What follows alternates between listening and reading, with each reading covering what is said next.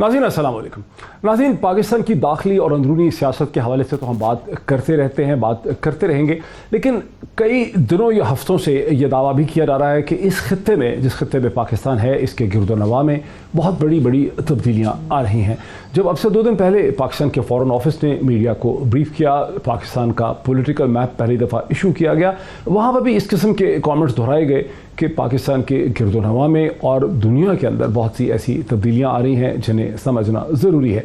अक्सर ये कहा जाता है कि उन तब्दीलियों का ताल्लुक हिंदुस्तान और चीन के दरमियान, चीन ने जो एक असर्टिव पोजीशन ली है, जो नेपाल और हिंदुस्तान के दरमियान, बांग्लादेश और हिंदुस्तान के दरमियान, ईरान और हिंदुस्तान के दरमियान जो पहले के मुकाबले में हमें दूरियां नज़र आती हैं, वहाँ हमें एक टेंशन्स नज़र आती हैं, वो भी उस बदलती हुई तब्दीली का एक हिस्सा है।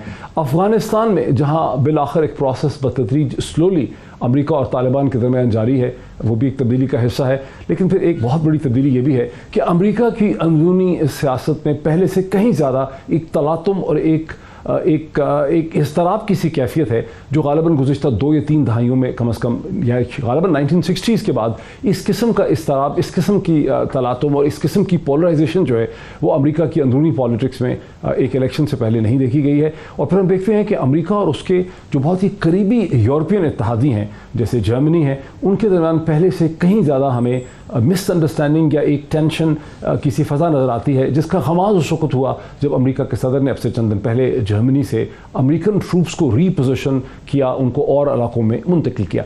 ये वो बैकग्राउंड है जिसमें बहुत ही डिस्टिंग्विश्ड 3 इंतहाई इन्फॉर्म्ड इंटरनेशनल रिलेशंस के हवाले से एक्सपर्ट्स जो हैं बैनुल-अक़वामी मामलात के, मुझे प्रोग्राम के पहले हिस्से में ज्वाइन कर रहे हैं। मेरे साथ इसी को ज्वाइन कर रही हैं मुझे डॉक्टर मलिहा लोधी साहिबा, जो पाकिस्तान की एम्बेसडर रह चुकी हैं अमेरिका में, पाकिस्तान की एम्बेसडर रह चुकी हैं बरतानिया में, पाकिस्तान की परमानेंट रिप्रेजेंटेटिव रही अक़वाम मुत्तहिदा में, और उससे पहले पाकिस्तान में न्यूज़ अखबार की एडिटर भी रही हैं, इस हवाले से लिखती भी हैं। Very warm welcome to her. Programme के पहले हिस्से में मेरे साथ हैं मुझे ज्वाइन कर रहे हैं एम्बेसडर अब्दुल बासित, जो पाकिस्तान के बड़े टमल्शियस टाइम पीरियड में हिंदुस्तान में पाकिस्तान के एम्बेसडर, हाई कमिश्नर रहे, उससे पहले पाकिस्तान के एम्बेसडर जर्मनी में रहे, उससे पहले जूनियर पोजीशन में, डिप्लोमेटिक पोजीशंस में as deputy chief of the mission बरतानिया में रहे, अमेरिका में रहे, और मॉस्को में भी सर्व कर चुके हैं। अपना टेलीविज़न प्रोग्राम भी करते हैं। Very warm welcome to ambassador Abdul Basit. मुझे ज्वाइन कर रहे हैं पाकिस्तान, मुझे पेशावर से ज्वाइन कर रहे हैं वीडियो लिंक के ज़रिए जनाब रुस्तम शाह मोहम्मद साहब, Pakistan ex ambassador to Afghanistan, chief secretary Khyber Pakhtunkhwa, और इस हवाले से लिखते भी हैं और एक बहुत जानी पहचानी शख्सियत है। अब very warm welcome to all my guest. अगर डॉक्टर मलिहा लोधी से शुरू कर सकूँ, जो हमारे साथ प्रोग्राम के पहले हिस्से में है। डॉक्टर मलिहा लोधी साहिबा, ये जो तब्दीलियाँ आ रही हैं, जिसके बारे में मुख्तलिफ लोग कहते हैं कि एक चेंज आ रही है ग्लोबल ऑर्डर में, रीजनल ऑर्डर में, आप इसे क्या देखती हैं? इसके 2-3 बुनियादी वजूहात क्या समझ आती हैं? देखिए, दिस इज अ पीरियड, ये एक ऐसा एरा है जो कि एक अनसेटल्ड एरा भी है और एक जियोपॉलिटिकल चेंज जिसका आपने जिक्र किया वो भी है। इसमें अगर आप बिग पिक्चर देखें, खित्ते से ऊपर जाएं आप, यानी कि bigger picture then the region, तो आप ये देख सकते हैं कि ग्लोबल इकोनॉमिक पावर जो है वो रीडिस्ट्रीब्यूट हो चुकी है, और हम ये भी देख रहे हैं कि उसकी एक जो नतीजा है वो ये है कि अमेरिका और चीन के दरमियान जो तनाव है वो बढ़ता जा रहा है, और जिसका आपने जिक्र किया अमेरिकन इलेक्शन का, उस कैंपेन में बल्कि वो और बढ़ रहा है। तो एक तो ये बिग पिक्चर का आप ये देख लें कि ये जो सिचुएशन पैदा हुई है। दूसरा, मैं समझती हूँ कि एक ऐसे वक्त से जबकि कुछ ममालिक हैं जिन्होंने यूनिलैटरलिज्म की पॉलिसी इख्तियार की और वो मल्टीलैटरलिज्म को रिजेक्ट कर रहे हैं, बल्कि इंटरनेशनल लॉ की धज्जियां भी उड़ा रहे हैं, साथ साथ इंटरनेशनल एग्रीमेंट्स को रिजेक्ट कर रहे हैं जिनका पहले उन्होंने साइन किया हुआ था। तो ये भी एक फीचर है। हमारे अपने खित्ते में आप देख लें, वज़ीर आज़म मोदी जो है उन्होंने किस तरह से सिक्योरिटी काउंसिल रेजोल्यूशन की धज्जियां उड़ाई और इंटरनेशनल लॉ के खिलाफ उन्होंने जो एक्शन किए हैं वो आपके सामने हैं मुल्क। तो मैं समझती हूँ कि ये पाकिस्तान के लिए जो चैलेंज है वो चैलेंज भी है और अपॉर्चुनिटी भी है। तो चैलेंजेस इसलिए बढ़ रहे हैं कि अव्वल तो ये कि पाकिस्तान, चीन और अमेरिका का जो तनाव है, जो स्टैंड ऑफ है, कॉन्फ्रंटेशन है, उसको कैसे नेविगेट करेगा।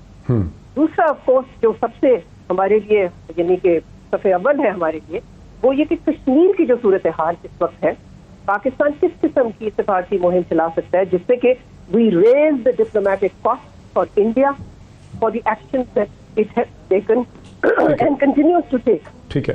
देखिए, तीसरी चीज मैं समझती हूँ जो हमारे लिए है, जिसका आपने भी जिक्र किया, वो ये है कि अमेरिका की विड्रॉल फ्रॉम अफगानिस्तान। इसके बाद यानी कि post America Afghanistan, post America खित्ता जो है वो क्या शक्ल इख्तियार करेगा? अफगानिस्तान में इंस्टेबिलिटी आएगी या स्टेबिलिटी आएगी? ये जंग वाकई खत्म हो सकती है या वहाँ इंटरनल जो है कॉन्फ्लिक्ट वो बढ़ेगा? ये सवाल, इसके जवाब हमारे पास अभी नहीं है। अभी नहीं है। अच्छा, अब मेरे साथ रहिए डॉक्टर लोधी, बड़ा मुफस्सल आपने एक ओवरव्यू। एक इशू भी मैं और मेंशन कर दूं कि 4 इमीडिएट चैलेंजेस हैं पाकिस्तान की फॉरेन पॉलिसी। चौथा ये है कि जो ईरान और सऊदी अरेबिया के दरमियान तनाव है, आपको पता है पाकिस्तान ने ट्रेडिशनली एक बैलेंस पॉलिसी इख्तियार की है and it has tried not to get involved in the crossfire of their confrontation. तो ये भी पाकिस्तान के लिए जरूरी होगा कि हमारा नेबर है ईरान, मगर साथ साथ सऊदी अरेबिया हमारा एक स्ट्रेटेजिक पार्टनर रहा है और अभी भी है। तो ये भी हमें बहुत ही तरीके से, नुएंस तरीके से इसको बैलेंस करना है ताल्लुकात को। अच्छा, तो एजेंडा इज ह्यूज। ठीक है, मेरे साथ रहिए डॉक्टर लोधी। मुझे जरा, चूंकि अफगानिस्तान का आपने जिक्र किया, इससे पहले कि मैं बासित साहब की तरफ जाता है इंडिया के हवाले से, रुस्तम शाह मोहम्मद साहब, जब डॉक्टर लोधी कहती हैं कि अमेरिका का विड्रॉल है, क्या हिंदुस्तान के डिसीजन मेकर्स ने, पॉलिसी मेकर ने, स्ट्रेटेजिक थिंकर्स ने इस हकीकत को तस्लीम कर लिया है, ये एब्जॉर्ब कर लिया है कि अब अफ़गानिस्तान में आने वाले वक्त में हिंदुस्तान का असर रसूख नहीं हो पाएगा? और अगर उन्होंने उसको एडजस्ट कर लिया, और फिर तो थोड़ा सा हम देख रहे हैं कि किसी हद तक एक दूरियां उनकी ईरान के साथ भी बिल्डअप होते नजर आती हैं, परहैप्स बिकॉज उनका अमेरिका के साथ जो एक स्ट्रेटेजिक रिलेशनशिप है, तो इसमें हिंदुस्तान कैसे एडजस्ट कर रहा है? क्या काउंटर मूव्स आप समझते हैं कि इंडियन स्ट्रेटेजिक थिंकिंग लेगी visa visa Afghanistan and Iran? देखिए, ये जो पाकिस्तान में तासुर पाया जाता है कि अगर अमेरिका अफगानिस्तान से निकल जाता है और वहाँ पे किसी सूरत में एक multi ethnic broad based dispensation government आ जाती है जिसको लीड कर रही है तालिबान जैसी तहरीक, तो हिंदुस्तान का असर रसूख वहाँ कम हो जाएगा। ये तासुर क़तई तौर पर गलत है। हमें इससे बाहर निकलना चाहिए। मैं एक बात आपको अर्ज़ कर लूँ कि जो भी हुकूमत आएगी अमेरिका के निकलने के बाद, वो हिंदुस्तान से अच्छे ताल्लुकात रखने की कोशिश करेगी बशमूल तालिबान के। तालिबान कभी भी ये नहीं चाहेंगे कि हिंदुस्तान से ताल्लुकात ख़राब हों। ये बात ज़रूर, इसकी वजह यह है कि पहली बात, हिंदुस्तान और अफ़गानिस्तान के 2000 साल पुराने तहजीबी सिविलाइजेशनल कॉन्टेक्ट्स हैं, उनको वो ख़राब करने कभी नहीं देंगे। तीसरी बात, हिंदुस्तान वहाँ 3 अरब डॉलर की इन्वेस्टमेंट कर रहा है और उसकी नज़र सेंट्रल एशिया पर है और उनके हाइड्रोकार्बन रिसोर्सेज पे है, और अफ़गानिस्तान एक स्प्रिंग बोर्ड है उनके लिए, क्योंकि हिंदुस्तान को एनर्जी की ज़रूरत है और वो सेंट्रल एशिया से भी और ज़राए के अलावा सेंट्रल एशिया से भी वो लेंगे। तो तीसरी बात यह है कि अफ़गानिस्तान को मदद की ज़रूरत है और वो नहीं चाहेंगे कि हिंदुस्तान जैसे एक बड़े मुल्क के साथ उनके ताल्लुकात ख़राब हों और उनसे जो मदद की तवक्को की जा रही है वो मदद उनको हासिल न हो सके। तो इन वजूहात के बिना पे अगर आप तालिबान की लीडर से बात करें तो वो भी आपको यही बताएंगे कि हम हिंदुस्तान के साथ बेहतरीन ताल्लुकात कायम करने की कोशिश करेंगे। हाँ, ये ज़रूर है कि अफ़गानिस्तान के साहिल को हम किसी और मुल्क के ख़िलाफ़ कोवटली या ओवटली इस्तेमाल होने की इजाज़त नहीं देंगे। अच्छा, ये एक मुझे क्वेश्चन एक मेरे जहन में आता है कि तालिबान वो फोर्स हैं, जितना हम हिंदुस्तान की राइटिंग देखते हैं, उनकी पोजीशंस देखते हैं, उनके थिंक टैंक हैं, ऑब्जर्वर रिसर्च को देख लें, उनके लिखने वाले, उनके एडिटर्स, उनके अखबारात, उनके जो ऑपेड छपते हैं, उनके टेलीविज़न में जो डिस्कशंस होती है, जो उन्होंने लिटरेचर सारा लिखा है 20-25 बरस में, वो तो एक्सट्रीमली वेनमस है। वो तो तालिबान को एक बहुत बड़ा इस खत्ते का स्कोर जो समझते हैं, उसको एक मसला समझते हैं, उनसे नफरत करते हैं। अगर उन्होंने मोईद पीरज़ादा को गाली निकालनी है, यूट्यूब के ऊपर कमेंट करते कहते हैं तालिबान का एजेंट है, ये तालिबान लगता है, इसकी शक्ल से तालिबान लगता है। तो आप कह रहे हैं कि तालिबान में इतनी एक हमदर्दी पाई जाती है हिंदुस्तान के लिए, थोड़ी इसकी तो वजाहत कर दें, क्या वजह है? मैं इसकी मैं उसकी वजह आपको बताऊं। उसकी वजह यह है कि हिंदुस्तान में ये तासुर पाया जाता है कि तालिबान जो कुछ पाकिस्तान कहता है वही करते हैं। वो पाकिस्तान के चहीते हैं, पाकिस्तान ने उनको प्रोड्यूस किया है, पाकिस्तान उनको सस्टेन कर रहा है, पाकिस्तान उनको गाइड कर रहा है, पाकिस्तान उनको इंस्पिरेशन देता है। ये सब बातें कुछ हद तक सही हैं, काफ़ी हद तक ये गलत हैं। सिर्फ इसलिए कि उनकी लीडरशिप पाकिस्तान में बैठी हुई है, इसका ये मकसद नहीं है कि तालिबान वो कुछ करेंगे जो उनको कहा जाएगा। आपको मालूम है कि तालिबान ये समझते हैं, बल्कि अक्सर अफगान ये समझते हैं कि उनकी हुकूमत को 2001 में ख़त्म करने में सबसे कलीदी रोल जो था वो पाकिस्तान का था कि उन्होंने अमेरिका को अड्डे दिए, बग़ैर किसी से अप्रूवल लिए, बग़ैर किसी पार्लियामेंट से, किसी कैबिनेट से अप्रूवल लिए हुए एक आधी रात की टेलीफोन कॉल पे सारी पॉलिसी बदल दी। वो ये भी कहते हैं कि 500 लोगों को उनके अमेरिका के हवाले किया। वो ये भी कहते हैं कि हमारे सफ़ीर को उन्होंने अमेरिका के हवाले किया। तो उनके अपने अपने हैं उनके तालिबान के, लेकिन वो उस वक्त आप देखेंगे जब एक इंडिपेंडेंट सॉवरेन अफगानिस्तान की वो अगर पोजीशन संभालेंगे तो फिर आप देखेंगे कि उनकी पॉलिसी में बहुत अच्छा बड़ा प्रोवोकेटिव आपका पॉइंट ऑफ व्यू है, वो सामने आ गया है। ज़रा इसको मैं अब्दुल बासित साहब के पास लेके, तो अब्दुल बासित साहब आपने एक बड़े ही टर्बुलेंट टाइम पीरियड में आप हिंदुस्तान में पाकिस्तान की रिप्रेजेंटेशन कर रहे थे। आपको वहाँ से क्या फीलिंग होती है कि वहाँ तो बड़ा खौफ है कि भाई अमेरिका का जो विड्रॉल है, कम अज़ कम मुझे तो यही नज़र आता है कि अमेरिका के विड्रॉल के बाद हमारे इंटरेस्ट को धचका लगेगा, नुकसान पहुँचेगा, लेकिन एम्बेसडर रुस्तम शाह समझते हैं कि ऐसा कुछ भी नहीं। Thank you very much. बिस्मिल्लाहिर्रहमानिर्रहीम। मेरा अपना ख्याल ये है कि अभी हम थोड़ा सा we are jumping the gun. अभी अफ़गानिस्तान में बहुत कुछ होना है, और ये भी आप याद रखिए कि तालिबान एक तहरीक है, और कोई तहरीक जो होती है वो सेकंड फिडल प्ले नहीं करती। जहाँ तक इंट्रा अफ़गान रिकन्सिलिएशन का प्रोसेस है, मैं उसे कहीं जाते हुए नहीं देख रहा। मुझे लगता है कि Afghanistan will again descend into long civil war, और उसके और फिर अमेरिका में इलेक्शन के बाद क्या होता है, also you know much hinges on that as well, कि प्रेसिडेंट ट्रम्प री इलेक्ट होते हैं, जो बाइडन आते हैं। ये भी मुमकिन है कि अमेरिका अगर तालिबान को सिविल वॉर के ज़रिए हुकूमत बना लेते हैं तो मुमकिन है कि अमेरिकन ज़्यादा कंफर्टेबल फील करें to deal with Taliban as well. हमने पहले भी देखा कि जब तालिबान आए तो उस वक्त बिल क्लिंटन की हुकूमत में भी ताल्लुकात तालिबान के साथ थे। तो मैं समझता हूँ कि अभी कुछ कहना इस वक्त क़ब्ल अज़ वक्त है, और मुझे नहीं लगता कि अगर ये जो डॉक्टर लोग की बात करी थी ग्लोबल चेंजेस में, कि उसमें अमेरिका इस खित्ते से निकल जाएगा। मुझे ऐसा महसूस नहीं होता, क्योंकि उनके स्ट्रेटेजिक इंटरेस्ट इस इलाके में हैं। वो चाइना के हवाले नहीं कर सकते ये रीजन। वो अपनी प्रेजेंस को बेहतर बनाएंगे, उसको इकोनॉमिक डेवलपमेंट में कन्वर्ट करेंगे, वो सिक्योरिटी से जियो इकोनॉमिक्स की तरफ जाएंगे इस रीजन में। लेकिन वो निकलने वाले इस तरह नहीं है जिस तरह हम सोच रहे हैं।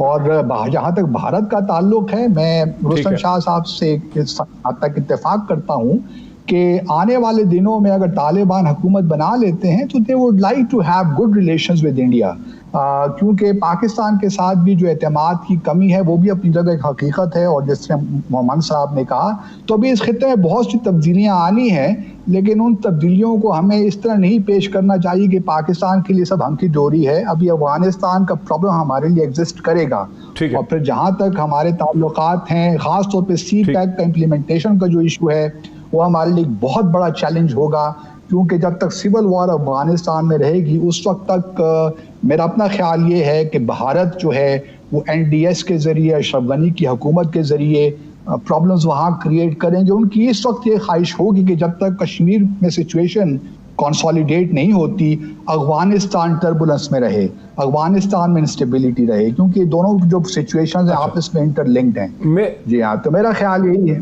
जी प्लीज़।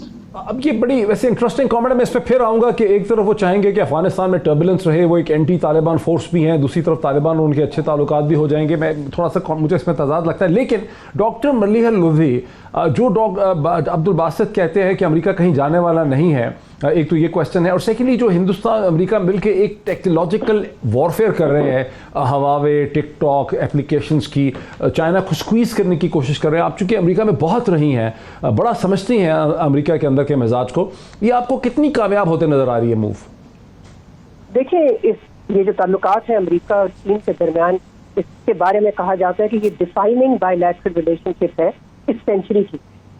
तो मैं समझती हूँ, मैं एग्री करती हूँ उससे, बिकॉज इसके जो असरात हैं कि उनके दरमियान टेंशन रहती हैं या अमन होता है या कोई मोडस विवेंडा है, वो लोग reach some kind of an arrangement of accommodation. मैं समझती हूँ कि इन सारी सिनारियोज में इसके असरात बहुत दूर दराज होंगे दुनिया की पॉलिटिक्स पे, दुनिया की जियो पॉलिटिक्स में। ठीक है, तो आप ठीक कह रहे हैं कि ये ना सिर्फ एक ट्रेड वॉर है, ये एक टेक वॉर है, और इसके साथ साथ जियो पोलिटिकल इंटरेस्ट जो है दोनों ममालिक के, वो इस वक्त क्लैश कर रहे हैं, because this is a clash between a rising global power and an established global power. हमने देखा है कि तारीख में जब एक नया ग्लोबल पावर इमर्ज करता है, तो जो एस्टैब्लिश पावर होता है वो हमेशा कोशिश करता है उसको कंटेन करने की, ताकि उनकी इजारादारी रहे दुनिया पे।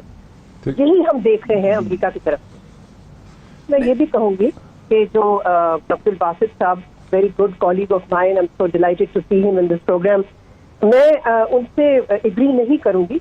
मैं समझती हूँ कि अमेरिका जो है वो उसके इंटरेस्ट जरूर रहेंगे इस खित्ते में, लेकिन मिलिट्री विड्रॉल जो है वो तो बिल्कुल क्लियर है, चाहे बाइडेन जीते इलेक्शन या ट्रंप जीते। अच्छा, बाइडेन के जो कैंडिडेट है, डेमोक्रेटिक कैंडिडेट, उनके भी जो व्यूज हैं अफगानिस्तान पे, they are very similar.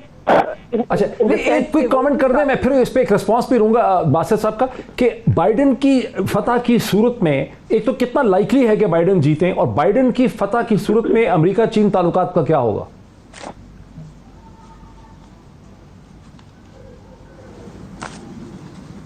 Ji doctor Lodhi, quickly. Ji, Biden और ट्रंप के दरमियान जो इलेक्शन कॉन्टेस्ट है, मैं समझती हूँ अभी तो बहुत कबल उस वक्त होगा, मगर इस वक्त बाइडेन की डबल डिजिट लीड है ट्रंप से। फॉरेन पॉलिसी उनकी काफी मुख्तलिफ होगी, एंड मैं समझती हूँ कि मगर सिर्फ जहां पर मेरा ख्याल है कॉमनैलिटी होगी, इसलिए कि अमेरिका में चीन के खिलाफ जो एंटी चाइना मूड है वो बहुत स्ट्रॉन्ग है। तो Biden also will be tough on China. देखिए, कैंपेन के दौरान ऑलरेडी दोनों कैंप्स ने एक दूसरे को अक्यूज किया कि आप सॉफ्ट हैं ऑन चाइना। तो मैं समझती हूँ कि Biden will also be tough on China, लेकिन he won't be as combative as Trump is. अच्छा, जरा क्विकली बासित साहब, आपका क्विक रिस्पांस। जो डॉक्टर मलिया लोधी कहती है कि मिलिटरीली अमेरिका हर सूरत विड्रॉ करेगा अब यहां से। नहीं मुमकिन, मैं तो यही कह रहा हूं कि उनका फोकस जो है मिलिटरीली मुमकिन है वो विड्रॉ कर जाएं, लेकिन क्वेश्चन ये है कि आया वो इस खित्ते से बिल्कुल निकल जाएंगे? मेरा अपना ख्याल है कि नहीं, क्योंकि जिसने बिल्कुल ठीक फरमाया डॉक्टर लोधी ने कि एक ग्लोबल कन्फ्रंटेशन तो होगी। अब उस कन्फ्रंटेशन का मिजाज क्या होगा, उसके क्या कलर्स होंगे, वो भी देखना बाकी है। देखिए, चाइना बार बार यही कहता है कि जो मल्टीलैटरल इंटरनेशनल एक सिस्टम बना है वर्ल्ड वॉर 2 के बाद, हम उस सिस्टम को मानते हैं, उस मल्टीलैटरल सिस्टम के साथ हम एग्री करते हैं और उसकी मुताबिकत के साथ आगे चलना चाहते हैं। प्रॉब्लम तो हुआ है अमेरिका की वजह से। अब अगर जो बाइडेन जी जाते हैं और कुछ थोड़ा बहुत मल्टीलैटरलिज्म की तरफ आते हैं, तो मुमकिन है कि जो इस वक्त क्वाड का जो मामला है जिससे चाइना को प्रॉब्लम है, उसमें थोड़ा सा शायद कुछ कमी आ जाए। तो अभी मैं समझता हूँ कि कुछ प्रिडिक्ट करना बहुत मुश्किल है। बहुत चीज़ें डिपेंड करती हैं कि अमेरिका में इलेक्शन कौन जीतेगा। अगर प्रेसिडेंट ट्रंप जी जाते हैं तो फिर तो मामला बिल्कुल ही जो हम समझते हैं जिस रुख पे जाएंगे उसका तो हम अंदाज़ा भी नहीं कर सकते। लेकिन अगर जो बाइडेन जी जाते हैं तो फिर शायद कुछ थोड़ी बहुत हालात में बेहतरी हमें देखें। और इस खित्ते में भी मेरा अपना ख्याल ये है कि भारत का तो अमेरिका के साथ डेफिनेटली स्ट्रेटेजिक पार्टनरशिप आगे बढ़ेगी। जहाँ तक पाकिस्तान के चैलेंजेस का ताल्लुक है वो तो बेशुमार हैं, और वो सारे हमारे कुछ इंटरनल उसकी डायमेंशंस हैं, कुछ एक्सटर्नल डायमेंशंस हैं, और हमें देखना पड़ेगा। जी मैं ब्रेक ले लूँ। बहुत से इश्यूज हैं। एक इशू सवाल ये भी है कि हिंदुस्तान और चीन में जो स्टैंड ऑफ हुआ उसमें चीन ने पाया क्या है, चीन ने अचीव क्या किया है, उससे सूरत हाल में फ़र्क पड़ा क्या है, और पाकिस्तान ने जो अपना नया एक पॉलिटिकल मैप पहली दफ़ा इशू किया है उसकी लीगल इंटरनेशनल लॉ में सिग्निफिकेंस क्या है, उस हवाले से इंटरनेशनल लॉ के एक्सपर्ट जो हैं हसन असलम शाद भी हमें ज्वाइन कर पाएंगे after the break. All my guest are with me after the break. नाज़रीन वेलकम बैक। अब हमें प्रोग्राम के हिस्से में हसन असलम शाद साहब भी ज्वाइन कर सकेंगे जो इंटरनेशनल अफेयर्स के एक एक्सपर्ट हैं। हार्वर्ड लॉ स्कूल से उन्होंने पढ़ा है, इंटरनेशनल कोर्ट ऑफ जस्टिस के साथ अटैचमेंट कर चुके हुए हैं, एक इंटरनेशनल लॉ की प्रैक्टिस को भी हेड करते हैं। हसन असलम शाद साहब, very warm welcome to this discussion. Thank you doctor साहब। हसन असलम शाद, मैंने आपकी एक वीलॉग भी देखी, डिस्कशन आपकी देखी मैंने, जो पाकिस्तान का जो नया पॉलिटिकल मैप है उसकी सिग्निफिकेंस के हवाले से है। जब फॉरेन ऑफिस ने पाकिस्तान की मीडिया को इस पे ब्रीफिंग दी, उनका आर्गुमेंट ये था कि ये उन्होंने बहुत सोच के, कई महीने की सोच के बाद, इवन चीन के साथ मशवरा करने के बाद ये मैप चाइना से शेयर किया गया, उनका इस पर इनपुट लिया गया, इसको इंटरनेशनल लॉ के हवाले से देखा गया और ये ज़रूरी समझा गया कि ये पॉलिटिकल मैप इशू किया जाए और ये एक इंपॉर्टेंट स्टेप है जिससे कि भारत को बड़ी तकलीफ होगी। लेकिन पाकिस्तान की मीडिया में बहुत से लोग मजाक उड़ाते हैं, वो कहते हैं कि देखें ये मैप बना के कश्मीर को फतह करने की कोशिश की जा रही है, ये क्या एक ढकोसला है, सारा कुछ है। आप इसको कैसे देखते हैं, आप क्यों समझते हैं कि ये एक इंपॉर्टेंट स्टेप है लीगली? अब देखिए, इसको लीगली एनालाइज करने से पहले जो एक बहुत इंपॉर्टेंट चीज है, हम इसके पॉलिटिकल डायमेंशंस को समझें। हमें ये जो है सारा ये तनाजुर में देखना पड़ेगा। हिंदुस्तान ने जो इकदाम लिए हैं 5 अगस्त 2019 के बाद से, और हिंदुस्तान ने, जैसा कि आपको मालूम है, उन्होंने गिलगित बल्तिस्तान और आजाद जम्मू और कश्मीर जो है उनको अपनी टेरिटरी के तौर पे दिखाना शुरू कर दिया था। तो ये जो पाकिस्तान ने मैप इशू किया है, इसको आप पॉलिटिकली अगर आप एनालाइज करें तो ये एक साइकोलॉजिकल पाकिस्तान ने एक वेपन यूज किया है अगेंस्ट इंडिया। और बिल्कुल आप सही फरमा रहे हैं कि इसके अंदर पाकिस्तान को चाइना की ब्लेसिंग्स भी हासिल हैं, क्योंकि चाइना की ब्लेसिंग्स के बगैर हम लद्दाख का जो डिस्प्यूटेड एरिया है या लद्दाख पे जो बॉर्डर डिस्प्यूट है उसको हम फ्रंटियर अनडिफाइंड के तौर पे नहीं दिखा सकते थे इस मैप में। तो इसका एक बहुत इंपॉर्टेंट पॉलिटिकल डायमेंशन है। और जहां तक लीगल इशू का ताल्लुक है डॉक्टर साहब, मैं इसको डेफिनेटली इसको ये समझता हूं कि ये इंटरनेशनल लॉ, बैनुल अक़वामी कवानीन के मुताबिक है, क्योंकि आपकी जो यूनाइटेड नेशन सिक्योरिटी काउंसिल की जो रेजोल्यूशन है, उन्होंने कश्मीर को एक इंटरनेशनल डिस्प्यूट के तौर पे जो है वो डिटरमिन किया हुआ है। और आपने जो शेडेड एरिया जिसको आपने अपनी टेरिटरी के तौर पे दिखाया, उसको आपने ये डिस्क्लेमर ऐड किया है कि ये जो एरिया है इसका जो फाइनल स्टेटस है वो यूनाइटेड नेशन सिक्योरिटी काउंसिल की रेजोल्यूशन के मुताबिक तय किया जाएगा। तो मैं इसको बहुत इंपॉर्टेंट देख रहा हूँ लीगली। और दूसरी बात ये कि इन्फ्रेंस के तौर पे ये भी कहा जा सकता है कि अब शिमला एग्रीमेंट भी जो है वो पाकिस्तान ने अब 100% इम्प्लाइडली जो है रिवोक कर दिया है।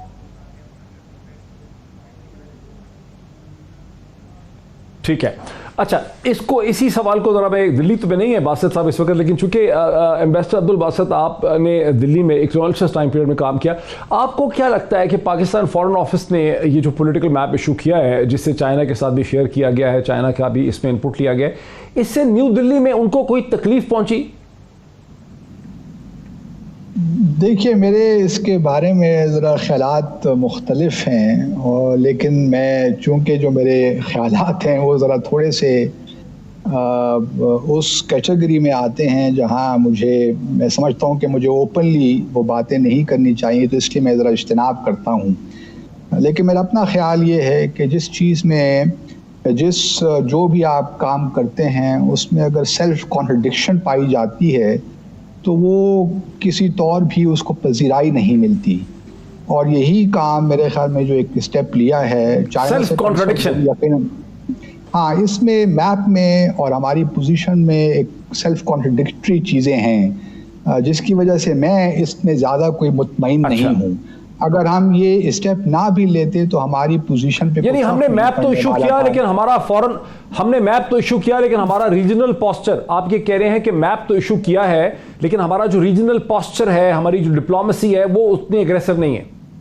नहीं, मेरा ये कहने का मतलब नहीं है। मेरा कहने का मकसद ये है कि जो मैप में जो चीज़ें दिखाई गई हैं और जो आपकी प्रिंसिपल पोजीशन हमेशा से रही है, उसमें और इस मैप में कॉन्ट्रडिक्शन पैदा हो गई है।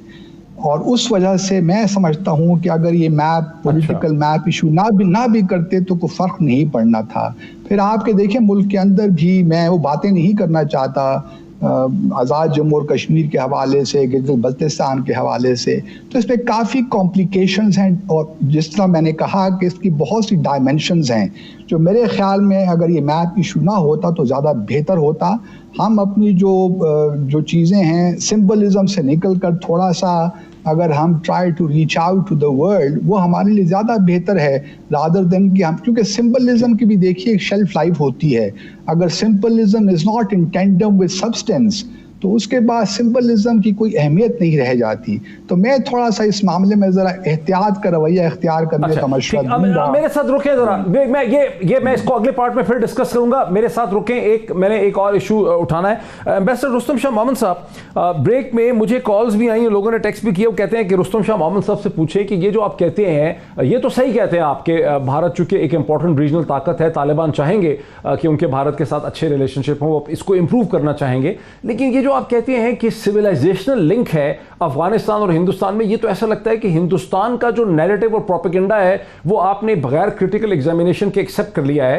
आर्गुमेंट ये है कि जो सिविलाइजेशनल लिंक है वो उस जमीन के टुकड़े की वजह से है, अटक के दोनों तरफ, जो अब पाकिस्तान है। जिस तरह से हिंदुस्तान का सिविलाइजेशनल लिंक अगर अफगानिस्तान के साथ है तो वो पाकिस्तान के साथ भी है, और पाकिस्तान की वजह से है। वो पाकिस्तान के साथ तो सिविलाइजेशनल लिंक को एक्सेप्ट नहीं कर रहे और अफगानिस्तान के साथ कर रहे हैं। आज से सदियों पहले जो है वो कोई हवाई जहाज का उनका एयर कॉरिडोर तो नहीं था कि उनका सिविलाइजेशन लिंक होता। वो सिविलाइजेशन लिंक इस धरती से है जहां इब्राहिम लोदी की हुकूमत थी, जहां मुगल आता है, जहां बोलान पास है, खैबर है, खोजक पास है, जहां दुरानी पंजाब पे और कश्मीर पे हुकूमत करते हैं। तो ये सिविलाइजेशनल लिंक जो आप दोहराते हैं, इसकी कैसे इसको आप जस्टिफाई करते हैं, इस आर्गुमेंट को?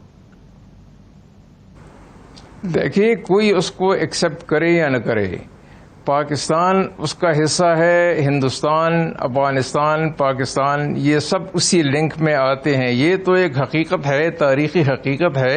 आप महमूद गजनवी के ज़माने से लेकर देखें और शहाबुद्दीन गौरी के ज़माने से लेकर देखें, तो नफरत इस्लाम और मुसलमानों के खिलाफ हिंदुस्तान में सर पाई जाती है। इस्लाम, सॉरी फॉर इंटरप्शन, इस्लाम के आने से पहले नफरत जो है वो नरेंद्र मोदी ने इस्लाम और मुसलमानों के खिलाफ पैदा की है सर।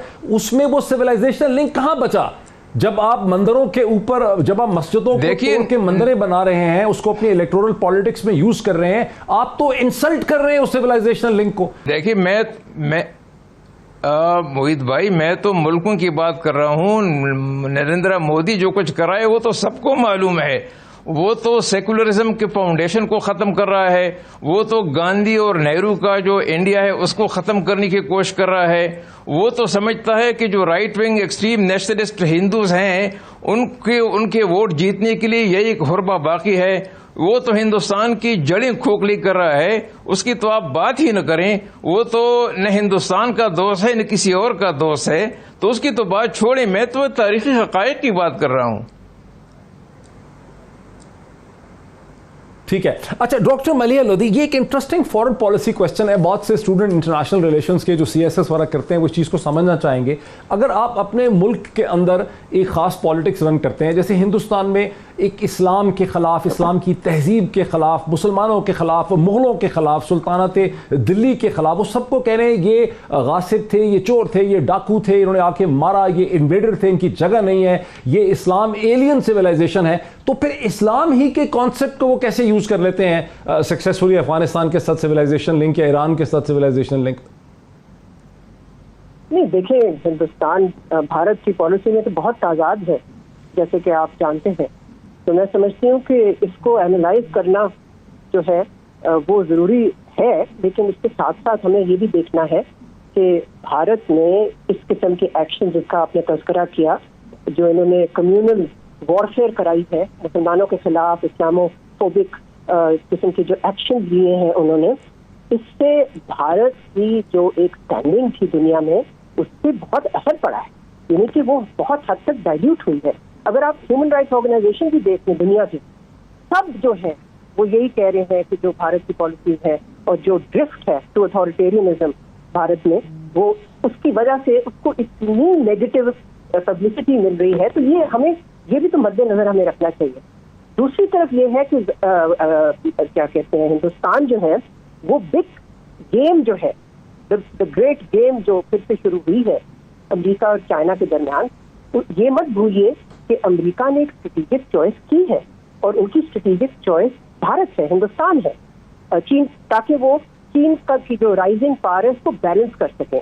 तो आप देखें कि ये पैरेलल में 2-3 चीजें चल रही हैं। देखिए, international politics is not just about morality, जैसे कि आपको पता है, काश वो होती है अबाउट मोरालिटी, लेकिन नहीं है। तो कुछ रियल पॉलिटिक्स चीजें भी हो रही हैं दुनिया में, लेकिन साथ साथ भारत की ये जो एक तरह से वो जो क्लेम करता था सॉफ्ट पावर, वो बहुत हद तक डाइल्यूट हुई है, इरोड हुई है bye it's action end of course इसका ग्रोइंग अथॉरिटेरियनिज्म जो कि हम देख रहे हैं भारत में। ठीक है, तो दोनों चीजें साथ साथ चल रही हैं। ठीक, ambassador Basit, your quick comment on this, क्या भारत की ओवरऑल इंटरनेशनल पोजीशन में कुछ थोड़ी बहुत कमी पैदा हो रही है नरेंद्र मोदी के अंदरूनी कार्रवाइयों की वजह से? देखिए, यकीनन फर्क तो पड़ता है, लेकिन आरएसएस का और बीजेपी को मालूम है कि वो क्या गेम खेल रहे हैं और उन्होंने पावर में किस तरह रहना है। जहां ये internationally prime minister Modi has been able to reach out to OIC countries, मुसलमानों के ममालिक के साथ भी ताल्लुकात उन्होंने बढ़ाए, तो वहाँ उनकी जो इंटरनल पॉलिटिक्स है उस पर भी उनकी नज़र है। और एंटी मुस्लिम कार्ड जो है, एंटी दलित कार्ड जो है, वो उनके लिए एक पॉलिटिकल रूज है जो वो इस्तेमाल करते हैं टू रिमेन इन पावर। और मुझे पक्का यकीन है, क्योंकि राम मंदिर जो जिसका इफ्तिताह कल हुआ है वो 2023 में उसका वो कंप्लीट हो जाएगा और 2024 में आप देखेंगे कि बीजेपी वुड रीविन। ये मैं मतलब इसमें मुझे कोई शक नहीं है कम अज़ कम, क्योंकि उन्होंने जो इलेक्ट्रल पॉलिटिक्स है इंडिया की वो उन्होंने समझ ली है, मुसलमानों के वोट को उन्होंने इररेलेवेंट कर दिया है। और चूँकि कांग्रेस बिखरी हुई है, लीडरलेस है, इसलिए रीजनल पार्टीज जो हैं वो अगर कोई एक किस्म का इत्तेहाद बना सकें तो फिर तो बात बनती है नेशनल लेवल पे। लेकिन इस वक्त रीजनल पार्टीज में भी बड़ा मसाइल है। मिसाल के तौर पर वेस्ट बंगाल में अब इलेक्शंस होने जा रहे हैं, तो ममता बनर्जी के लिए बहुत सी मुश्किल। मुझे ब्रेक लेनी है, बहुत ही इंटरेस्टिंग आप बात कर रहे हैं, लेकिन मुझे बदकिस्मती से मुझे ब्रेक लेने के लिए कहा जा रहा है। बासित साहब, वेरी इंटरेस्टिंग, फिर कंटिन्यू करते हैं आफ्टर द ब्रेक। नाज़रीन, वेलकम बैक। अब अनफॉर्चुनेटली हमारे पास वक्त बहुत कम है, बिकॉज पिछले पार्ट्स में हमने ज़्यादा टाइम ले लिया है, 5-5.5 मिनट हमारे पास है। एक सिंगल क्वेश्चन मैं शुरू करना चाहता हूँ, उसको मैं डॉक्टर लोधी से मैं वो क्वेश्चन शुरू कर सकता हूँ। डॉक्टर लोधी साहिबा, के पाकिस्तान में व्यू ये है कि चीन ने सबक सिखा दिया हिंदुस्तान को। हिंदुस्तान का व्यू ये है कि चीन को लेने के देने पड़ गए हैं और अब हिंदुस्तान और अमेरिका मिलके चीन को डिफेंसिव पे डाल रहे हैं। आप क्या समझती हैं कि ये जो मैनूवर हुआ है, ये स्टैंड ऑफ हुआ है, और सबसे मेरा यही क्वेश्चन होगा, इसमें चीन ने क्या गेन किया है? मेरा ख्याल है चीन की तरफ से 2 चीजें हैं। एक तो ये कि चीन में भी आप देख रहे हैं कि राइजिंग नेशनलिज्म, जिसकी वजह से प्रेसिडेंट शी जो है, he is also having to respond to this new nationalist fervor in China, जो कहते हैं कि हमें पुश बैक करना चाहिए। ठीक है, हमने we believe in peaceful rise as a global power, लेकिन उसके साथ साथ ये भी होना चाहिए कि हम पुश बैक करें अगर मुल्क जो है एक transgress certain red line. Second चीज तो मैं समझती हूँ कि उसकी एक you are seeing an example of that. साथ साथ मेरा ख्याल है इन्होंने जो सिग्नल किया है हिंदुस्तान को by the actions that have taken place in Ladakh and the strong position China has taken, वो ये है कि आप अगर अमेरिका के कैट पॉ बनते हैं इस खित्ते में, तो फिर आप देख लें उसके नताइज होंगे, उसके कॉन्सिक्वेंसेस होंगे।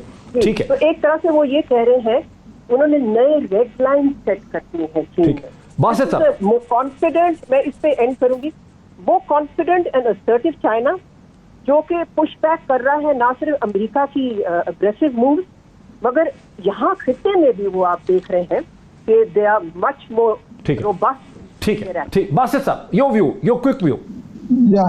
मेरा ख्याल ये है कि चाइना की जो तरक्की के लिए BRI और CPEC आर वेरी इंपॉर्टेंट, और उस तनाजुर में चाइना ने भारत को 2 मैसेजेस दिए हैं। एक तो जो डॉक्टर लोधी कह रहे हैं कि अगर आप बिल्कुल अमेरिका की गोद में जाकर बैठ गए और अगर आपने हमारे खिलाफ कोई ऐसी स्ट्रेटेजिक पार्टनरशिप में कुछ कंट्रीब्यूट किया तो उसके नताइज बड़े ख़तरनाक होंगे। लेकिन साथ साथ अगर पाकिस्तान के ख़िलाफ़ भी आपने कुछ ऐसे एक्शन लिए, ख़ास तौर पे गिलगित बल्तिस्तान में या आज़ाद जम्मू और कश्मीर में, जिससे CPEC को ख़तरा हो, या गवादर में, या जो हमारे BRI का इनिशिएटिव है वो अगर ख़तरे में पड़ जाएगा तो उसके भी बड़े ख़तरनाक कॉन्सिक्वेंसेस होंगे। तो मेरे ख्याल में चीन ने अपना मैसेज कन्वे कर दिया है और यही बुनियादी तौर पे 2 मैसेजेस थे जो चीन भारत को कन्वे करना चाहता था। ठीक है, ठीक है। रुस्तम शाह मोहम्मद साहब, your quick take on it. देखिए, अमेरिका कोशिश कर रहा है, प्रोवोक कर रहा है चाइना को कि वो हिंदुस्तान के साथ जो है, हिंदुस्तान को प्रोवोक करने की कोशिश कर रहा है कि वो चाइना पे एक टफ लाइन ले और वहाँ उनके साथ कन्फ्रंटेशन को वो तूल ले। लेकिन मैं नहीं समझता चाइना और इंडिया दोनों बहुत मेच्योर रियासतें हैं। मैं नहीं समझता कि हिंदुस्तान अमेरिका के प्रोवोकेशन में आके चाइना से अपने ताल्लुकात मजीद ख़राब कर लेगा। आप देखें कि ईस्ट लद्दाख में जो स्कर्मिशेस हुई थी उसके बाद डिसएंगेजमेंट पे काम शुरू हो गया है और उसका वो बहुत अच्छी तरह से वो जारी है। तो चाइना नहीं चाहेगा और हिंदुस्तान भी नहीं चाहेगा कि 90 अरब डॉलर की जो उनकी ट्रेड है वो भी इफेक्ट हो और साउथ चाइना सी में जो कोशिश। ठीक ठीक जी डॉक्टर साहब, मैं इसको देख रहा हूँ लास्ट कमेंट।